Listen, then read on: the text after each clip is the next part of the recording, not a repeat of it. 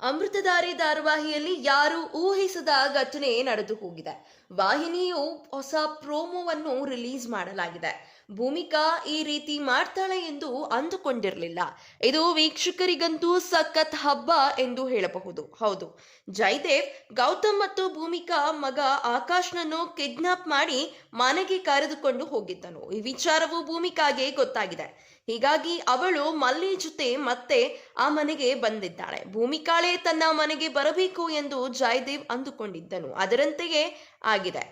ಭೂಮಿಕಾ ಬಂದ ಕೂಡಲೇ ಜಯದೇವ್ ಒಂದಷ್ಟು ಪೇಪರ್ ಕೊಟ್ಟು ಸಹಿ ಮಾಡು ಎಂದಿದ್ದಾನೆ. ಭೂಮಿಕಾ ಸಹಿ ಮಾಡ್ತಾಳೆ. ಜಯದೇವ್ ಪ್ರಕಾರ ಈಗ ಗೌತಮ್ ಆಸ್ತಿ ಎಲ್ಲವೂ ಅವನ ಪಾಲಾಗಿದೆ. ಒಟ್ಟಿನಲ್ಲಿ ಇಷ್ಟು ಸುಲಭಕ್ಕೆ ಜಯದೇವ್ಗೆ ಮತ್ತೆ ಆಸ್ತಿ ಸಿಗೋದು ಡೌಟ್ ಎಂದು ಹೇಳಬಹುದು. ಜಯದೇವ್ ಕೊಟ್ಟ ಪೇಪರ್ಗೆ ಸಹಿ ಹಾಕಿರೋ ಭೂಮಿಕಾ, ಇನ್ನು ಯಾವತ್ತೂ ನಾವು ನಿಮ್ಮ ಮುಖ ನೋಡಬಾರದು. ತಾಳ್ಮೆ ಕಟ್ಟೆ ಒಡೆಯೋದು ಒಂದೇ, ಅಣೆಕಟ್ಟೆ ಒಡೆಯೋದು ಒಂದೇ. ಭೂಕಂಪ ಆಗುತ್ತೆ, ಜ್ವಾಲಾಮುಖಿಯೂ ಒಡೆಯುತ್ತೆ. ಇಷ್ಟು ವರ್ಷ ತಾಳ್ಮೆಯಿಂದ ಇದ್ದು ಬಂದೆ. ಇನ್ಮುಂದೆ ಆಗೋದು ಸಂಗಮ ಅಲ್ಲ ಸಂಗ್ರಾಮ ಎಂದು ವಾರ್ನಿಂಗ್ ಮಾಡಿದ್ದಾಳೆ. ಭೂಮಿಕಾ ಇಷ್ಟು ಮಾಡ್ತಾಳೆ ಎಂದು ಯಾರಿಗೂ ಅಂದುಕೊಂಡಿರಲಿಲ್ಲ.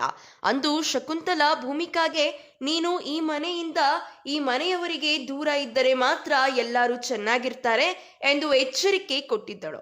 ಅದರಂತೆ ಭೂಮಿಕಾ ಮನೆ ಬಿಟ್ಟು ಹೋಗಿದ್ದಳು. ಈಗ ಗೌತಮ್ ಕೂಡ ಭೂಮಿಕಾ ಜೊತೆ ವಟಾರದಲ್ಲಿದ್ದಾನೆ. ಗೌತಮ್ ಜೊತೆ ತಾನು ಸೇರಬೇಕು, ನಾವು ಒಟ್ಟಿಗೆ ಇರಬೇಕು ಎಂದು ಭೂಮಿಕಾ ಬಯಸುತ್ತಿದ್ದಳು.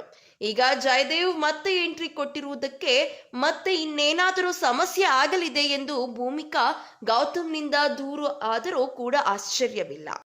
ಅಮೃತಧಾರೆ ಧಾರಾವಾಹಿ ಮುಂದಿನ ಸಂಚಿಕೆಗಳಲ್ಲಿ ಯಾವ ರೀತಿಯಲ್ಲಿ ತಿರುವು ಪಡೆದುಕೊಳ್ಳುತ್ತೆ ಎಂದು ಕಾದು ನೋಡಬೇಕಿದೆ.